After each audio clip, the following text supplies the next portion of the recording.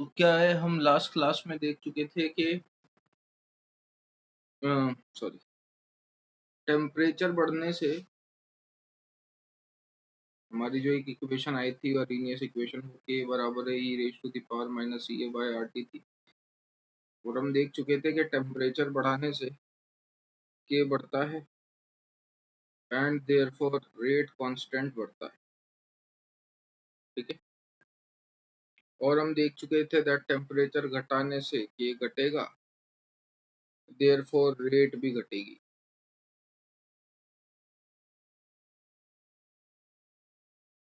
और हम देख चुके थे ई बढ़ने से के घटता है, रेट कांस्टेंट घटता है तो रेट भी घटती है, और ई के घटने से के बढ़ता है और के बढ़ने से रेट भी बढ़ती है। ठीक है। तो रेट कांस्टेंट और रेट एक दूसरे के डायरेक्टली प्रोपोर्शनल होते हैं, टेम्परेचर और के एक दूसरे के डायरेक्टली प्रोपोर्शनल होते हैं, लेकिन ई और के एक दूसरे के इनवर्सली प्रोपोर्शनल होते हैं। ये थोड़ी बहुत बेसिक बातें हम लोग लास्ट क्लास में देख चुके थे। अब अगर मैं बोलूं भाई, मेरे पास जो इक्वेशन थी वो थी के बराबर A E raise to the power minus C A by R T. ठीक है। मैं जानता हूँ, हाँ मैंने ऐड कर लिया के बराबर A E raise to the power minus C A by R T. मैं जानता हूँ टेम्परेचर इंक्रीज करने से के इंक्रीज होता है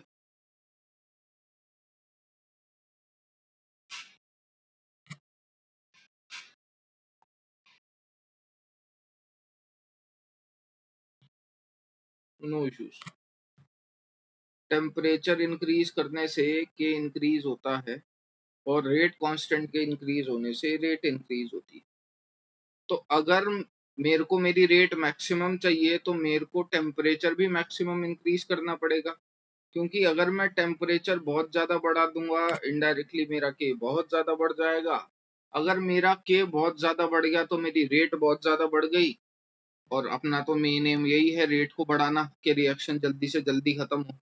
तो इनडायरेक्टली मैं जो आपसे कहना चाह रहा हूँ वो मैं ये कहना चाह रहा हूँ that if my T tending to infinite, अगर मैं अपना टी इन्फिनिटी पे मान लूं तो मुझे जो रेट कांस्टेंट मिलेगा वो मैक्सिमम मिलेगा। और जरा बताओ, अगर मैं यहाँ पे टी की वैल्यू इनफाइनाइट पुट कर दूंगा तो के मैक्स की वैल्यू किसके बराबर आ जाएगी? तो अगर आप टी की वैल्यू इनफाइनाइट पुट कर दोगे तो ये वैल्यू कंप्लीटली 1 हो जाएगी।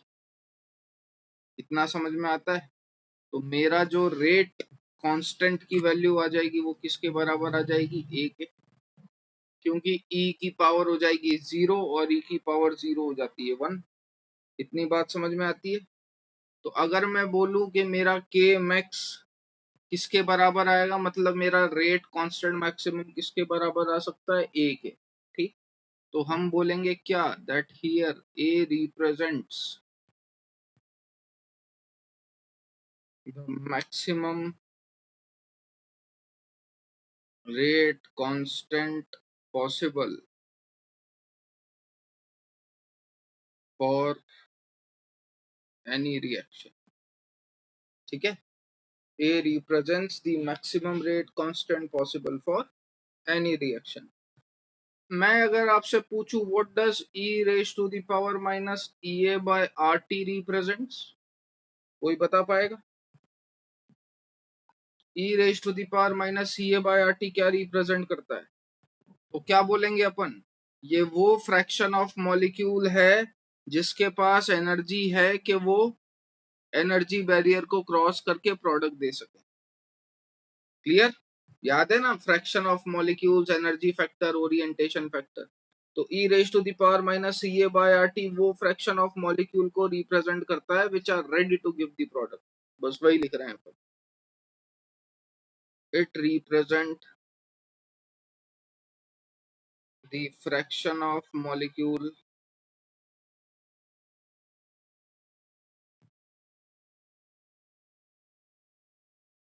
which are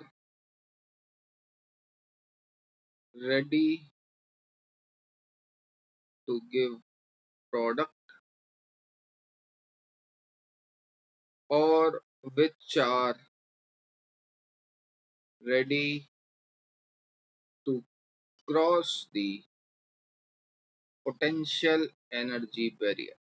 क्या होता है potential energy barrier? Peak of the curve.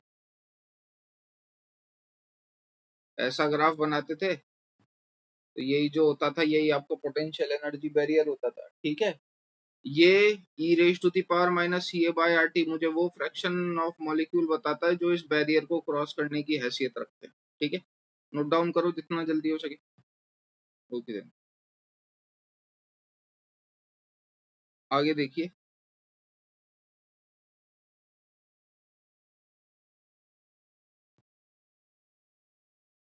अगर मैं ग्राफ प्लॉट करूं between rate constant and temperature, तो जो ग्राफ आया था वो कुछ इस तरीके का आता है, एक्सपोनेंशियल। ठीक है, जो ग्राफ आता है it would be something like this. अब मैं क्या कर रहा हूं, मैं एक पर्टिकुलर टेम्परेचर की रेंज के अंदर रेट कांस्टेंट की वैल्यू मेजर कर रहा हूँ। यहाँ पे मैंने रेट कांस्टेंट की वैल्यू मेजर करी डेल्टा टी या टी। इस टेम्परेचर रेंज में मैं रेट कांस्टेंट की वैल्यू मेजर करना चाह रहा था, और दूसरे में मैं इस टेम्परेचर की रेंज में रेट कांस्टेंट की वैल्यू मेजर करना चाह रहा था। अब ये वाली जो रेंज है और ये वाली जो रेंज है ये दोनों सेम है, लेकिन बस डिफरेंस इतना है कि ये जो रेंज है वो कम टेम्परेचर पे रेंज है और ये जो रेंज है वो ज्यादा टेम्परेचर पे रेंज। इनिशियली जो टेम्परेचर की रेंज है वो कम टेम्परेचर की है, ये वाली जो टेम्परेचर की रेंज है वो ज्यादा टेम्परेचर की है। ठीक है, लेकिन जो डिफरेंस है दोनों में वो कॉमन है। मतलब अगर आप 20-20 का डिफरेंस ले रहे हो तो लेट अस से ये 100 और 120 का है और ये 380 और 400 का है। तो ये हायर टेम्परेचर की रेंज है, ये लोअर टेम्परेचर की रेंज है, लेकिन जो डिफरेंस है वो कॉमन है। क्या चीज ऑब्जर्व कर रहे हो यहाँ पे? तो हम ये चीज ऑब्जर्व कर रहे हैं कि जब आप यहाँ पे दोनों के बीच का गैप देखोगे और जब आप यहाँ पे दोनों के बीच का गैप देखोगे तो क्या चीज ऑब्जर्व हुई? तो मेरे ये से ये चीज ऑब्जर्व हुई है कि मेरा जो रेट कांस्टेंट है, मेरा जो रेट कांस्टेंट है it is more sensitive at a lower temperature range. जैसे जैसे आप टेम्परेचर बढ़ाते जाओगे रेट कांस्टेंट की वैल्यू अप्रोक्सीमेटली कांस्टेंट होती जाएगी। तो अगर कोई आपसे पूछे कि भैया के 200/180, के 300/280 और के 400/580, सॉरी 380, इनमें बताओ सबसे ज्यादा रेट कांस्टेंट की वैल्यू किस में आएगी? Because my rate constant is more sensitive at a lower temperature range. भले ही सब में 20-20 डिग्री सेल्सियस का डिफरेंस है, लेकिन मेरी जो रेट कांस्टेंट होता है वो ज्यादा सेंसिटिव होता है at a lower temperature range. यहाँ तक बातें समझ में आती है क्या सारी? यही बातें सारी बस लिखने वाले हैं अपन, छोटी छोटी। न्यूमेरिकल स्टार्ट होंगे आज की क्लास में, कोशिश करेंगे आज की में सारे इस एप्लीकेशन के सारे न्यूमेरिकल खत्म करवा दूं। तो ये ग्राफ बना के लिख लेना, the rate constant is more sensitive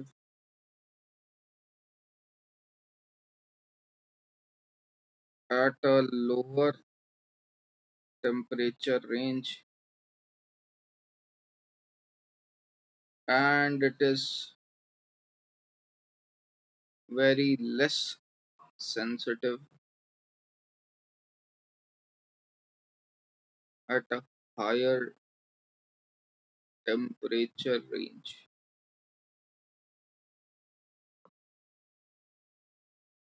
के 200/के 180 में रेट कांस्टेंट की वैल्यू ज्यादा आएगी कि एज कंपेयर टू के 300 और के 280 एज कंपेयर टू के 400/के 380। ये बातें और ध्यान रखनी। सो इनडायरेक्टली अगर हम बात बोलें तो हम ये भी बोल सकते हैं कि जैसे जैसे टेम्परेचर बढ़ता है सेम डेल्टा टी के लिए रेट कांस्टेंट में चेंज घटता चला जाता है। ठीक है, जैसे जैसे टेम्परेचर बढ़ता है सेम डेल्टा टी के लिए रेट कांस्टेंट का चेंज घटता चला जाता है। आप चाहो तो ये लाइन यहाँ पे ऐड भी कर सकते हो, for same delta T as temperature increases the change in rate constant decreases continuously।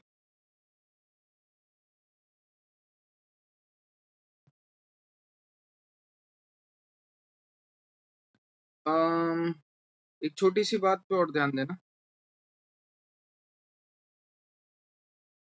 किधर? The change in rate constant decreases continuously लिखा है, कहाँ पूछ रहा है तू?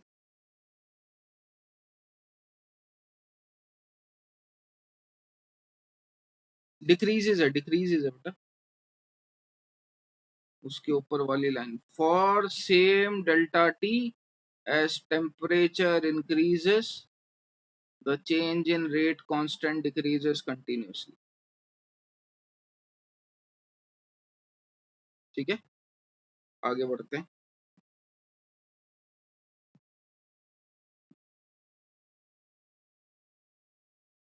चलो ध्यान रखिएगा, द रेशो ऑफ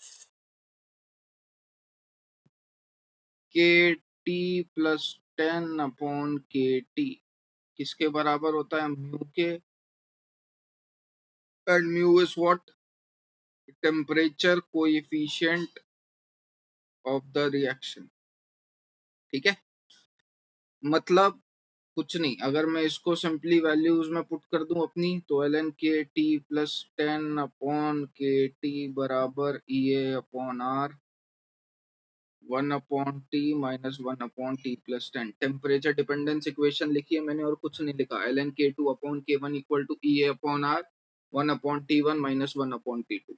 और ध्यान रखिएगा ये वैल्यू लाई करती है between 2 to 3, unless otherwise mention आप म्यू की वैल्यू 2 ले लीजिएगा, unless otherwise mention.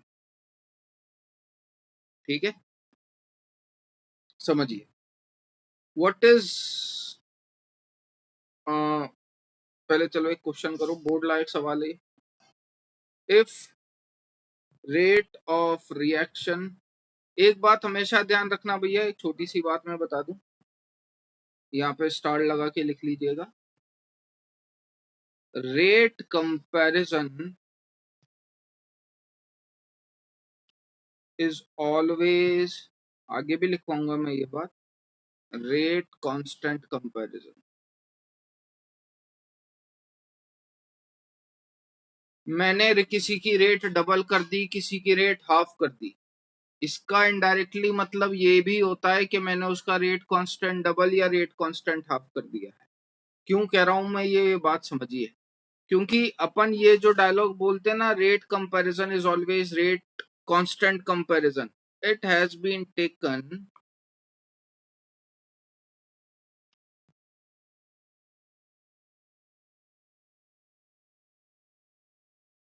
by assuming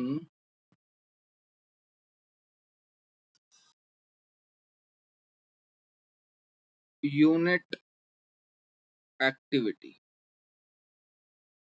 कहने का मेरा मतलब ये है, अगर लेटस से मेरे पास कोई फर्स्ट ऑर्डर की रिएक्शन है, R इक्वल्स टू के ए की पावर 1, उसका रेट लॉ का एक्सप्रेशन कुछ ऐसा ही लिखते, और अगर मेरे पास कोई सेकंड ऑर्डर की रिएक्शन है, R इक्वल टू के ए रेज टू द पावर 2, तो मैं जब भी इनके रेट कांस्टेंट रेट का कंपैरिजन करूंगा, मैं जब भी इनके रेट का कंपैरिजन करूंगा, तो मैं इनडायरेक्टली इनके रेट कांस्टेंट का भी कंपैरिजन कर रहा हूँ। क्यों? क्योंकि मैं ये जो अंदर वाली चीज होती है, दैट इज कॉन्सेंट्रेशन, इसको मैं हमेशा 1 मान लेता हूँ। अगर आप इसकी वैल्यू 1 मान लोगे ए की, तो यहाँ पे 1 की पावर 1 हो चाहे 1 की पावर 2 हो, उससे कोई फर्क नहीं पड़ता। तो कहने का मतलब लेटस से मैंने कह दिया कि पहली वाली रेट जो है वो 2 टाइम्स है as compare to rate of 2 के। ठीक है, R1 is equal to 2 times as that of the rate 2। तो ये जो है ये क्या है, K1 बराबर 2 times that of the K2। क्यों? क्योंकि हम हमेशा ये मानते हुए चलते हैं कि मेरी जो यूनिट एक्टिविटी है वो 1 है। ऐसा क्यों करते हो भैया? क्योंकि जब भी आपको रेट में कंपेयर करना है, यानी कि रेट आपको डिसाइड करनी है किसकी कम किसकी ज्यादा, तो रेट तो दो चीजों पे डिपेंड करती है ना यार। रेट डिपेंड कर रही है के पे भी, और रेट डिपेंड कर रही है ए पे भी।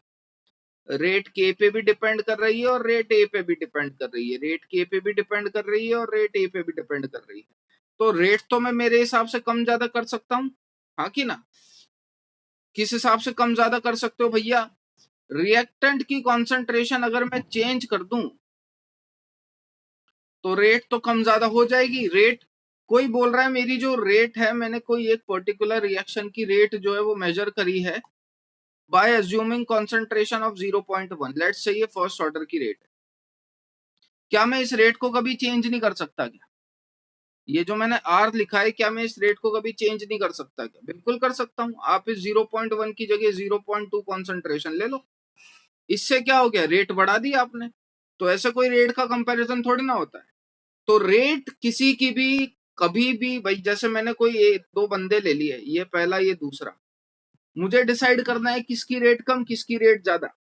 ये दो आए, ये पहला वाला क्लेम कर रहा है मेरी रेट ज्यादा, दूसरा वाला क्लेम कर रहा है मेरी रेट ज्यादा। आप कैसे डिसाइड करोगे? आपने दोनों की कॉन्सेंट्रेशन 1 मोलर ले ली, अब आप रेट मेजर करके देखोगे किसकी रेट कम किसकी रेट ज्यादा। ऐसे तो कोई भी रिएक्टेंट की कॉन्सेंट्रेशन अगर ज्यादा बढ़ा दोगे तो रेट ऑटोमेटिकली ज्यादा हो जाएगी भैया। भाड़ में गया कौन से ऑर्डर की रिएक्शन है।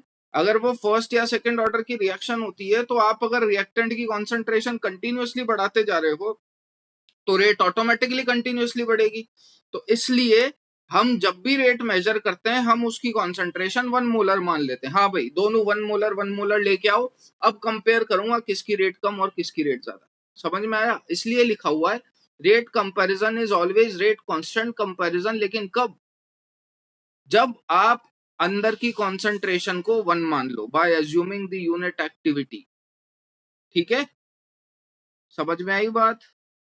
तो ध्यान रखिएगा कोई भी ये, और ये मतलब स्पेसिफिक वो अलग से मेंशन नहीं करेगा, ये अपने आप इनबिल्ट कर लेना अपने दिमाग में कि अगर रेट में कोई चेंज होता है तो वही चेंज रेट कांस्टेंट में भी होगा। क्योंकि हम जो भी चेंज मेजर करते हैं वो 1 मोलर सॉल्यूशन मानते हुए या 1 मोलर कॉन्सेंट्रेशन का सॉल्यूशन मानते हुए चेंज मेजर करते हैं। इतना लिख लिया हो तो मैं आगे बढ़ूं। तो एक छोटा सा क्वेश्चन नोट डाउन करिए, लिखो भैया, लिखो लिखो लिखो। चलिए, तो हमें क्या ध्यान रखना है, एक तो ये के टी प्लस 10/KT, यानी कि बस टेम्परेचर में 10 डिग्री का डिफरेंस हो तो वो जो रेशियो होता है वो टेम्परेचर कोएफिशिएंट के बराबर होता है। और ये तो मैंने बस सिंपल अपनी नॉर्मल इक्वेशन में पुट करा है, टेम्परेचर डिपेंडेंस इक्वेशन ऑफ के। तो ये तो आप भी पुट कर सकते हो, ये तो किसी भी नॉर्मल टेम्परेचर के लिए भी वैलिड है। ठीक है ना?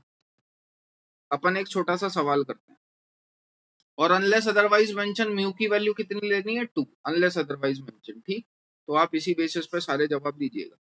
क्वेश्चन लिखिए, if rate of reaction at 25 degrees Celsius is R and temperature coefficient is mu, then calculate rate of reaction at 35 degrees Celsius, 45 degrees Celsius, 55 degrees Celsius, 65 degrees Celsius and so on। कैसे करोगे मैं करके बता देता हूं, समझिए इसको। देखो उसने क्या बोल रखा है, if rate of reaction at 25 degree Celsius is R, यानी कि उसने 25 डिग्री सेल्सियस पे मुझे रेट बता दिया कितना है, आर। और मैं आपको बता चुका हूँ rate comparison is always rate constant comparison, ध्यान रखना। और इस टाइम पे या इस रेट पे उसने जो टेम्परेचर कोएफिशिएंट मुझे दिया हुआ है वो दिया हुआ है म्यू। ठीक बात है कि नहीं? मुझे बताइए R35/R25 किसके बराबर होगा? R35/R25 किसके बराबर होगा?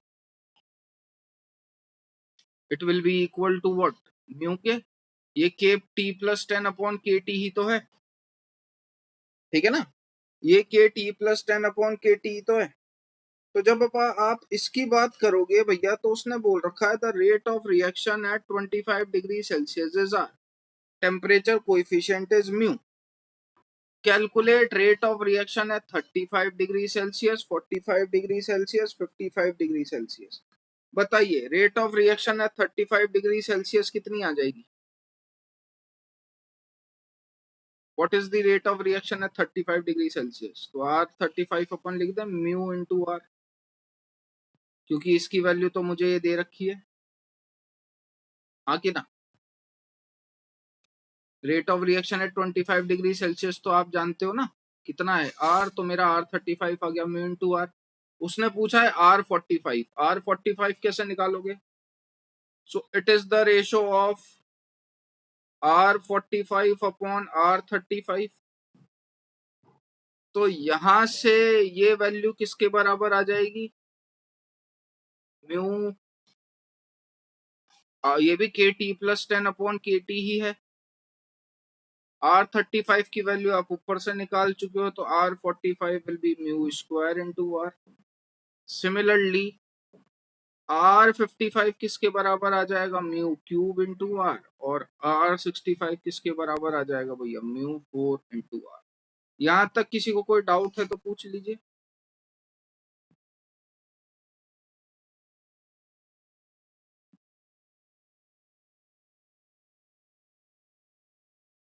Is it clear everybody? Note down कर लो। आगे एक जनरल चीज लिखवा देता हूँ। अब इसमें प्रॉब्लम ये है कि अगर उसने ये पूछ लिया भैया कि आर 25 दे रखा, उसने आर 35 पूछ लिया, तो टेम्परेचर में 10 का डिफरेंस था, तो मैंने फटाक से इसको म्यू के बराबर लिख दिया, ठीक है। आप यहाँ देखोगे तो 10-10 के डिफरेंस मिल रहे हैं, तो मैंने इसको फटाक से उठा के म्यू के बराबर लिख दिया। लेकिन अगर मैं आपसे पूछूं कि भैया 25 डिग्री सेल्सियस पे मुझे पता है, जरा 30 पे बताना, तो अब यहाँ दिक्कत हो जाएगी, क्योंकि अब तो डिफरेंस 5 का है भाई, अब तो डिफरेंस 5 का है, अब तो डिफरेंस 10 का नहीं रहा ना कि आप R25 अपॉन R35 को म्यू लिख दो। तो वो कैसे सॉल्व करेंगे? तो उसका एक जनरल फॉर्मूला अपन लिख लेते हैं, पहले इतना नोट डाउन कर लीजिए। तो इसको इस तरीके से समझना, जो मैं कहना चाह रहा था, लेट्स से आपको पहले मैं जनरल फॉर्मूला लिख देता हूँ। इन जनरल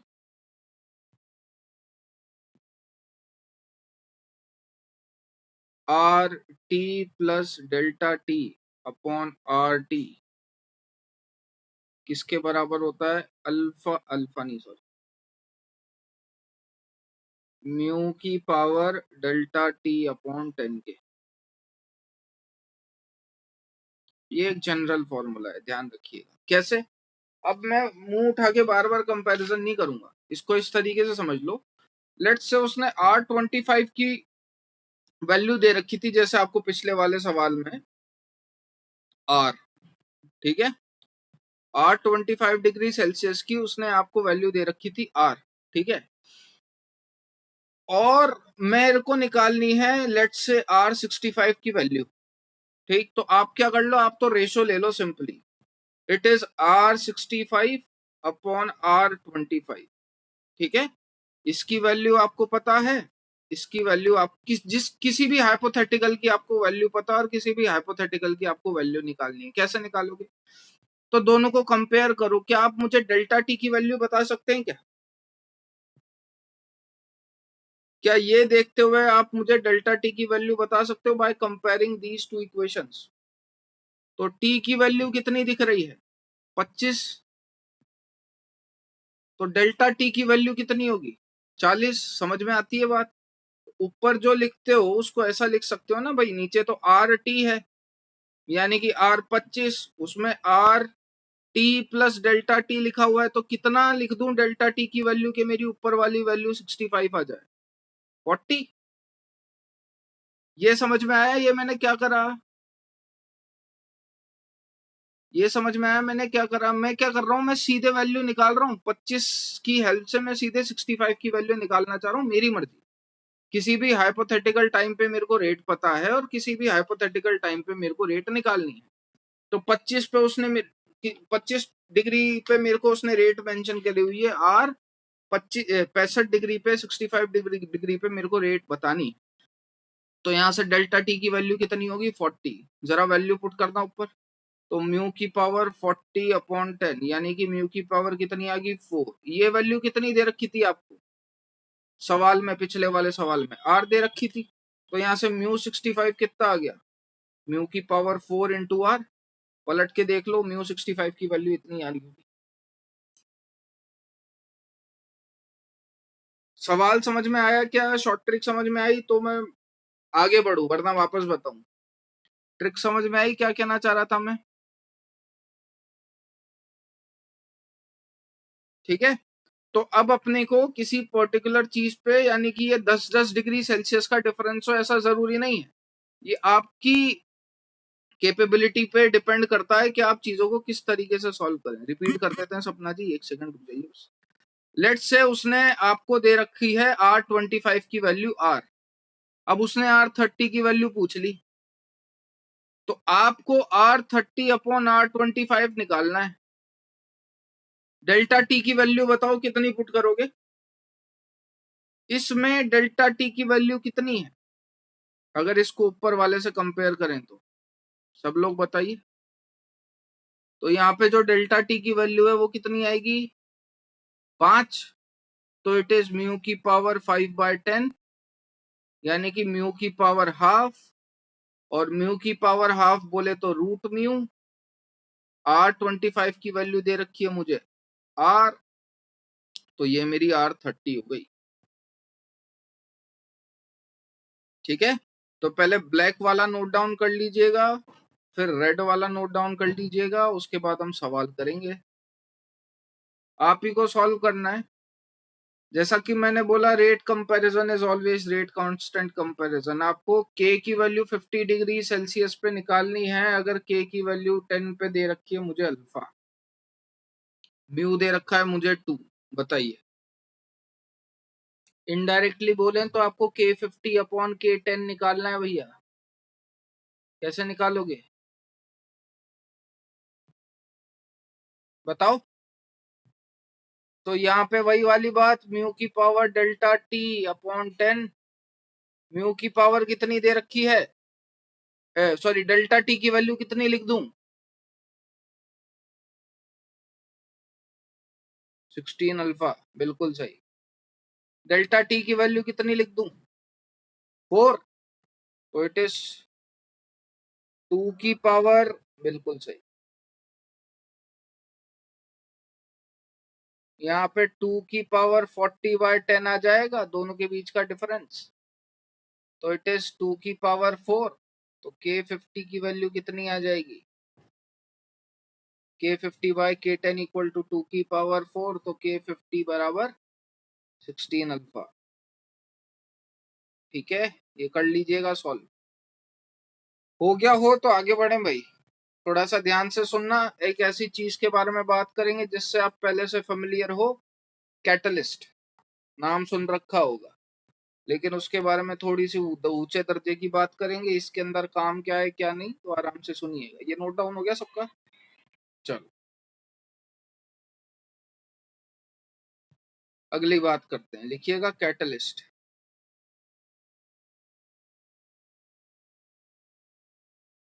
फटाफट तो कमेंट डिस्प्ले से बात करो। रुकने का है, ठीक है रुक जाते हैं, एक सेकंड देना।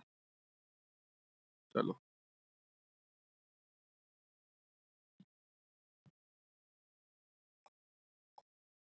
बात करेंगे कैटलिस्ट की। तो कैटलिस्ट क्या होता है भैया, ये वो सब्सटेंस है जो रेट ऑफ द रिएक्शन को चेंज कर दे, चाहे बढ़ा दे चाहे घटा दे। तो मैं आपसे एक जनरल सवाल पूछता हूं, क्या catalyst rate of the reaction में पार्टिसिपेट करता है क्या, हाँ कि ना? इनडायरेक्टली क्या कैटलिस्ट रिएक्शन में पार्टिसिपेट करता है क्या, हाँ कि ना? क्या कैटलिस्ट रिएक्शन में पार्टिसिपेट करता है? तो नो आया दो जगह। ठीक है, चलिए। तो यहाँ पे देखिएगा हुआ क्या है, मैंने एक रिएक्शन लिया, दो रिएक्टेंट लिए A+B और उन्होंने कोई प्रोडक्ट बनाया P, ठीक है ना। यहाँ पे ऑब्वियस सी बात है, बीच में एक एक्टिवेटेड कॉम्प्लेक्स जिसको आप ट्रांजिशन स्टेट के नाम से भी जानते हो, कुछ ऐसी बनी होगी कि ए के बॉन्ड टूटे होंगे, बी के बॉन्ड बने होंगे, बी के बॉन्ड भी टूटे होंगे और ए बी के बीच में आपस में बॉन्ड बनना चालू हुए होंगे। ए बी ने आपस में बॉन्ड बना के एक नया प्रोडक्ट बना दिया, दैट इज पी। इसमें समझ में, इतनी बात समझ में आती है। तो ये चीज मेरी कहलाई गई ट्रांजिशन स्टेट। ये मैंने एक रिएक्शन परफॉर्म करवाई जिसमें मैंने ए बी रिएक्टेंट लिए, ये वाली जो बनी उसकी ट्रांजिशन स्टेट बनी और ये मुझे मेरा फाइनल प्रोडक्ट मिल गया, ठीक बात। अब मैंने यही रिएक्शन करवाई लेकिन with the help of the catalyst. यहाँ पे जो ट्रांजिशन स्टेट बनी होगी वो ये बनी होगी, मानोगे कि नहीं?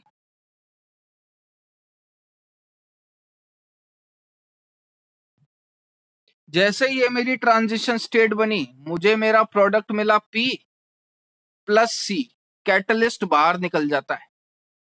तो क्योंकि जो आपने कैटलिस्ट लिया था वो catalyst at the end of the reaction बाहर निकल गया, इसलिए आप मुंह उठा के कह देते हो कि कैटलिस्ट ने रिएक्शन में पार्टिसिपेट नहीं करा। लेकिन जब अपन ने ट्रांजिशन स्टेट देखा तो उस ट्रांजिशन स्टेट में कैटलिस्ट था। इसका मतलब कैटलिस्ट रिएक्शन में पार्टिसिपेट करता है। Actually catalyst does participate in the reaction, but वो क्योंकि एट द एंड वापस जो पहले लिया था उतने का उतना ही बाहर निकल जाता है, इसलिए अपन बोल देते हैं कि कैटलिस्ट रिएक्शन में पार्टिसिपेट ही नहीं करता। डिफरेंस समझ में आया दोनों में क्या था? ठीक है। तो अब क्या हुआ, ये ट्रांजिशन स्टेट अलग है और ये ट्रांजिशन स्टेट अलग है, ठीक है। ये ट्रांजिशन स्टेट अलग है और ये ट्रांजिशन स्टेट अलग है। अगर ट्रांजिशन स्टेट अलग अलग होगी तो ऑब्वियस सी बात है रिएक्शन की रेट भी अलग अलग होगी, क्योंकि ट्रांजिशन स्टेट अगर अलग अलग हुई तो पीक भी अलग अलग होगा। मैं मान लेता हूं कि ये मेरी जो पहले वाली रिएक्शन जो मैंने परफॉर्म करवाई थी, जो फर्स्ट वाली रिएक्शन मैंने जो परफॉर्म करवाई थी उसका ग्राफ था कुछ इस टाइप का, ये रहा, ये सॉरी,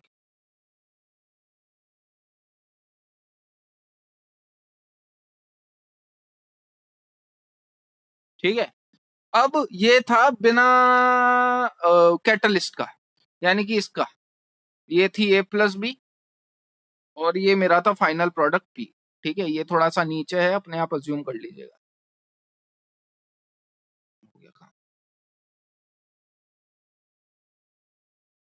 ये था विदाउट कैटलिस्ट। अब जब आपने कैटलिस्ट डाला, दो चीजें हो सकती है, चाहे तो वो रेट बढ़ा दे, चाहे तो वो रेट घटा दे। तो अगर वो रेट, अच्छा मुझे बताओ, अगर उसकी रेट इंक्रीज हो रही होगी तो ग्राफ नीचे से प्लॉट करूं कि ऊपर से? अगर रेट बढ़ रही होगी तो ग्राफ नीचे से प्लॉट करूंगा कि ऊपर से? मतलब पीक घटेगा कि बढ़ेगा? अगर रेट बढ़ा रहे हो तो पीक घटेगा कि बढ़ेगा? चलो दूसरे टाइप से बात कर लेते हैं, बढ़ेगा। एक आंसर आया, बढ़ेगा। अगर रेट बढ़ा रहे हो तो रिएक्शन जल्दी होगी कि लेट होगी? रेट इंक्रीज होना मतलब रिएक्शन जल्दी हुई कि लेट हुई? रिएक्शन जल्दी हुई। अब अगर रिएक्शन जल्दी हुई है मतलब ये वाला जो स्टेट है वो उसने जल्दी क्रॉस करा होगा, कम एनर्जी पे क्रॉस करा होगा। रेट जल्दी होना मतलब रिएक्शन फटाफट हो गई ना। तो उस केस में ये पीक ऑफ द कर्व नीचे बनाऊं कि ऊपर बनाऊं? अगर रिएक्शन आपको जल्दी परफॉर्म करवानी है तो ये पीक ऑफ द कर्व नीचे बनाऊं कि ऊपर बनाऊं? अब दिस सी बात है, नीचे बनेगा, ठीक है कि नहीं भाई? तो यहाँ पे जो रिएक्शन हुई वो जल्दी हुई, तो पीक ऑफ द कर्व जो बनेगा वो नीचे बनेगा। टेक्निकली भी समझा दूंगा, मैथमेटिकली। अगर रिएक्शन ने मान लो लेट, मतलब ये कैटलिस्ट ने रेट ऑफ द रिएक्शन को घटा दिया, तो हो सकता है ग्राफ ऐसा भी चल जाए, क्योंकि कैटलिस्ट तो दोनों टाइप से परफॉर्म कर सकता है ना, वो रेट को घटा भी सकता है और रेट को बढ़ा भी सकता है, ठीक है। अब अगर आप टेक्निकली देखोगे तो वो कैसे साउंड करेगा, इसको देखिए। ये मेरी ग्राउंड स्टेट है, इसके लिए ये होगी मेरी एक्टिवेशन एनर्जी, और ये मेरी नॉर्मल स्टेट की एक्टिवेशन एनर्जी है जो रेड वाली है। बताओ नॉर्मल स्टेट वाली एक्टिवेशन एनर्जी ज्यादा के मतलब रेड वाली एक्टिवेशन एनर्जी ज्यादा के ग्रीन वाली? रेड वाली रेड वाली एक्टिवेशन एनर्जी ज्यादा कि ग्रीन वाली? ऑब्वियस सी बात है ग्रीन वाली एक्टिवेशन एनर्जी कम है, रेड वाली एक्टिवेशन एनर्जी ज्यादा है। तो अगर ई मेरा कम है तो के मेरा कम होगा कि ज्यादा होगा? अभी 2 मिनट पहले मैंने बताया था। अगर ई मेरा कम है तो के मेरा कम होगा कि ज्यादा होगा? कल का लेक्चर देखो, लास्ट ही लास्ट में ज्यादा होगा। और रेट कांस्टेंट अगर ज्यादा होगा तो रेट भी ज्यादा होगी। तो ये मैथमेटिकल रीजनिंग हो गई। बाकी आप जनरल तरीके से समझ सकते हैं। आप देख सकते हो कि ग्रीन वाले में प्रोडक्ट जल्दी बन जाएगा, रेड वाले में मेहनत ज्यादा करनी पड़ेगी। ठीक बात है। तो क्योंकि क्योंकि ग्रीन वाले में प्रोडक्ट जल्दी बन रहा है, रेट मेरी बढ़ रही है, तो इस टाइप के कैटलिस्ट को मैं क्या बोलूंगा? Positive catalyst. जबकि ब्लैक वाली के अंदर मेरा प्रोडक्ट लेट बन रहा है, तो उस वाले कैटलिस्ट को मैं क्या बोलूंगा? Negative catalyst. तो ये जो मेरा होगा, ये मेरा होगा पॉजिटिव कैटलिस्ट, और ये जो मेरा होगा, ये मेरा होगा नेगेटिव कैटलिस्ट। क्यों होगा? क्योंकि लिख देते हैं इसकी एक्टिवेशन एनर्जी ज्यादा है तो के कम होगा तो रेट भी कम होगी। इसकी ई कम है, इसकी ई कम है तो के ज्यादा होगा तो रेट भी ज्यादा होगी। क्लियर बात है? अब मुझे बताओ सबसे इंपॉर्टेंट बात जो है, कैटलिस्ट डालने पे क्या ये वाली और ये वाली वैल्यू चेंज हुई? क्या रिएक्टेंट और प्रोडक्ट की साइड चेंज हुई? क्या चेंज नहीं हुई? भैया रिएक्टेंट की एनर्जी और प्रोडक्ट की फाइनल एनर्जी दोनों सेम है, बस उसने पाथ चेंज करा है। बस उसने पाथ चेंज करा है। इन दोनों के बीच के गैप को क्या बोलते हैं भाई? याद है किसी को? ये दोनों के बीच के गैप को क्या बोलते हैं? Delta H. तो इनडायरेक्टली जो अपन बोलना चाह रहे हैं वो अपन क्या बोलना चाह रहे हैं? कि कैटलिस्ट कभी भी डेल्टा एच को चेंज नहीं करता, वो सिर्फ किसे चेंज करता है? एक्टिवेशन एनर्जी को। यहां तक अगर बातें आपको समझ में आ गई हैं तो ये छोटी मोटी चीज बना लो, जो भी लिखने का पार्ट है वो मैं लिखवा देता हूं अभी।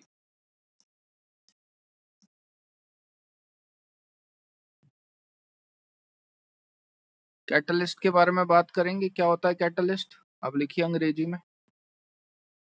It is a substance which changes the rate of reaction and it gets recovered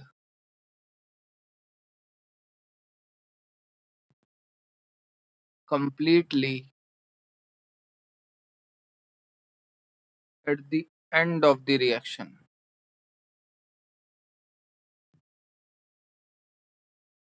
Therefore, we say that it does not participate in the reaction.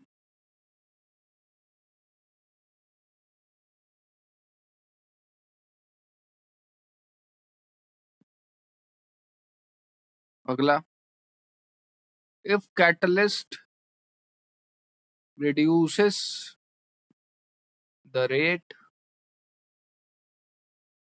it is called negative catalyst.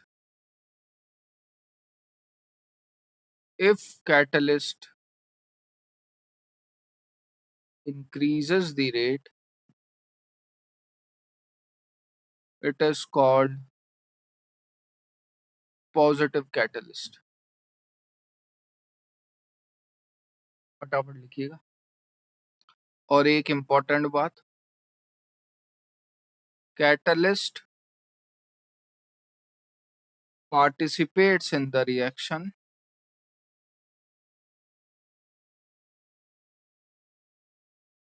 in forming in forming है, ये in forming मत लिख देना, gap है दोनों के बीच में। In forming activated complex.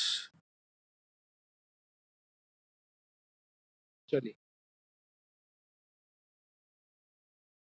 आगे बढ़ते हैं। और लिखिएगा इसके बारे में, catalyst changes the activation energy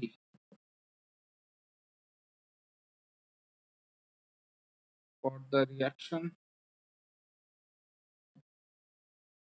और दूसरा, catalyst does not change the value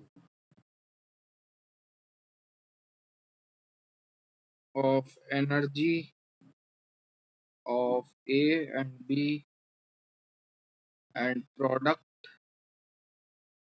P means delta H, delta E, delta G, etc. all remains constant. It only affects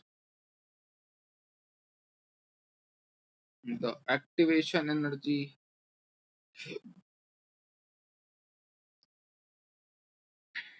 and nothing else. सवाल छोटा सा जेई में आया हुआ है, मैं बस आपको बताना चाह रहा हूँ जेई का लेवल और मेंस और एडवांस का लेवल। जेई में किस हिसाब के सवाल आते हैं खुद देख लो।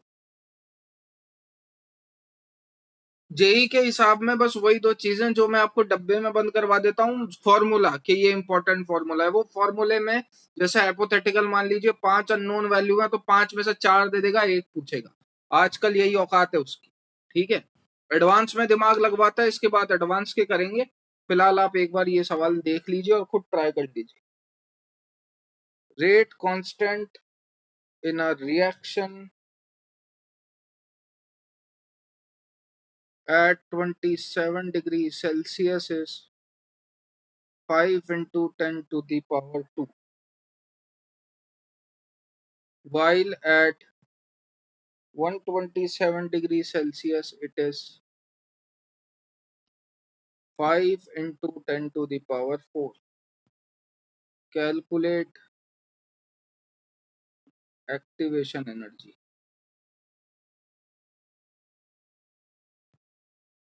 तो गिवन में लिख लो क्या है, दे क्या रखा है, क्या है, आधी चीज वहीं सॉल्व होगी। फॉर्मूला टू द पॉइंट लगेगा, नोट डाउन करके सॉल्यूशन फाइंड आउट करने की कोशिश करिए। 2 मिनट का टाइम है आपके पास। आर की वैल्यू 2 रखना है यहाँ पे, सवाल में गिवन है। चलो देखो, फॉर्मूला कौन सा लगाएंगे, समझ में आया?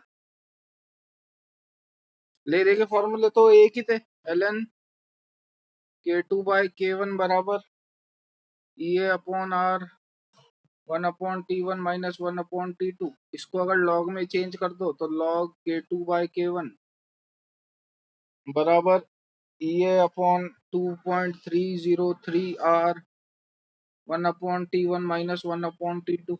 वैल्यू पुट करनी है मुंह उठा के सीधे सीधे। क्या बोल रहा है वो, rate constant in a reaction at 27 degree Celsius is 5 into 10 to the power 2, while that at 27 degree Celsius it is 5 into 10 to the power 4। तो क्या पुट करोगे, log 5 into 10 to the power 4 upon 5 into 10 to the power 2 बराबर EA upon 2.303 into R 1/T1 minus 1/T2। T1 T2 हमेशा वो लेना ताकि ये overall value मेरी पॉजिटिव आए।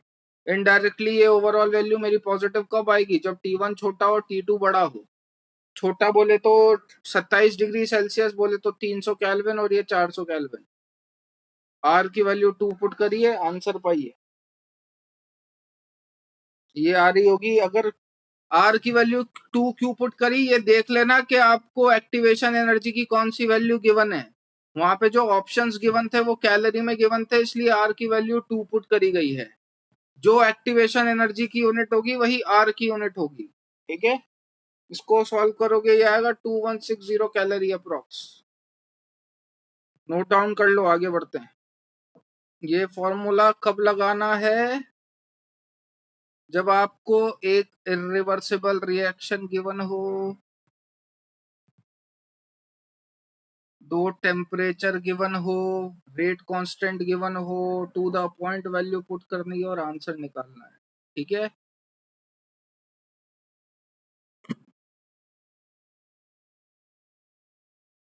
चलिए, हो गया सबका?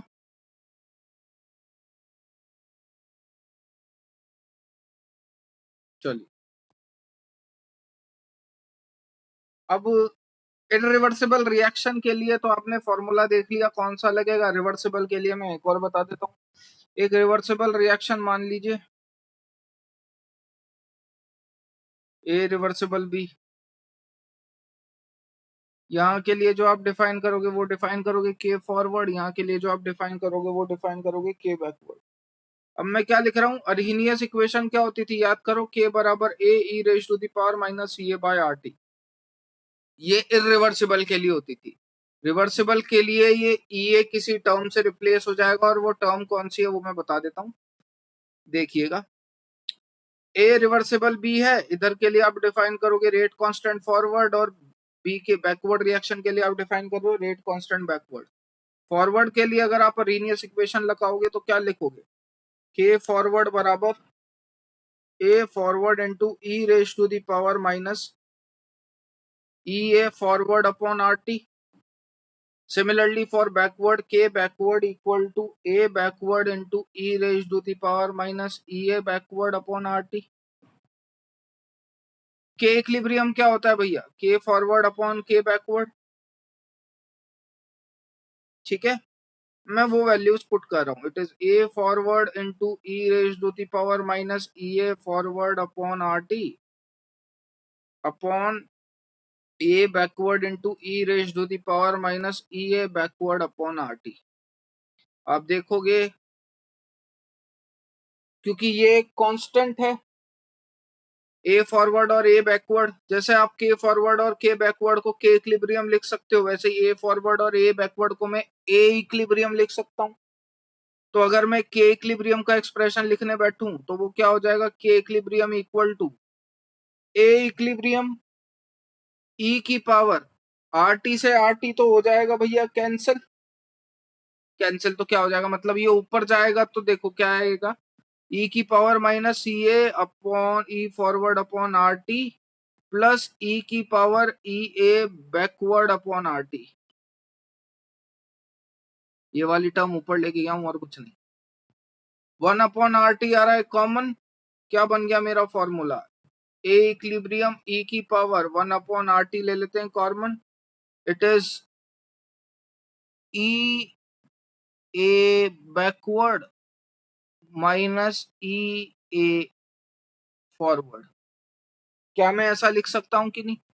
अब अगर मैं यहां से माइनस भी कॉमन ले लूं तो कुल मिला के बाहर क्या कॉमन आ जाएगा, -1/RT, और ब्रैकेट के अंदर क्या बच जाएगा, ई A forward minus E A backward. E A forward minus E A backward जानते हो क्या क्या होता है, कहीं लिखवाया होगा मैंने ऐसा कुछ, तो पन्ने पलट के देखोगे तो ई A forward minus E A backward delta H लिखवाया हुआ है मैंने। तो ये क्या बन गया, ए इक्विलिब्रियम इनटू ई की power minus delta H upon R T.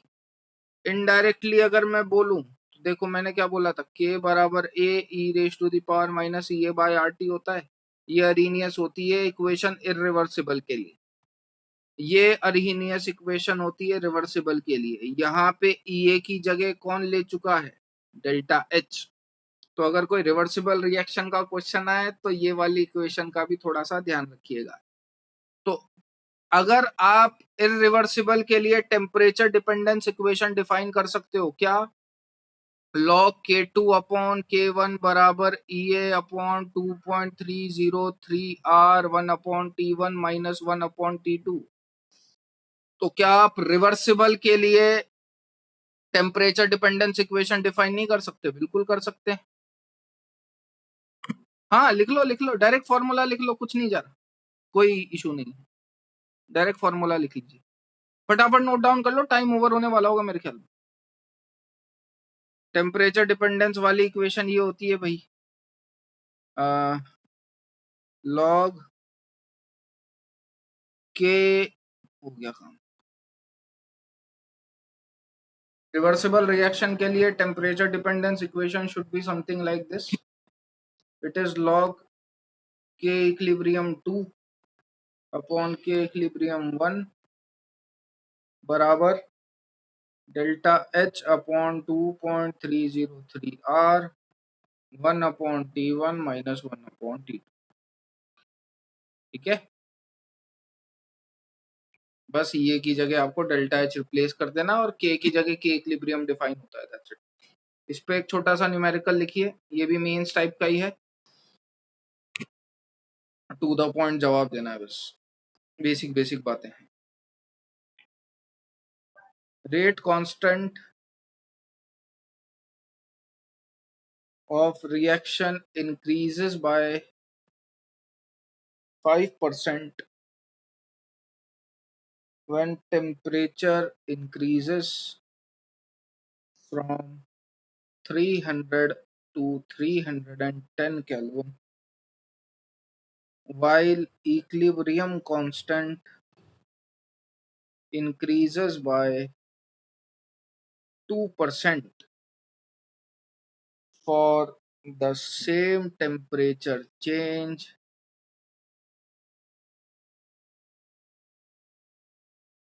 Calculate EA for forward, आप बस सवाल लिख लेना और जब लिख लो तब बता देना, एंड बैकवर्ड चेंज।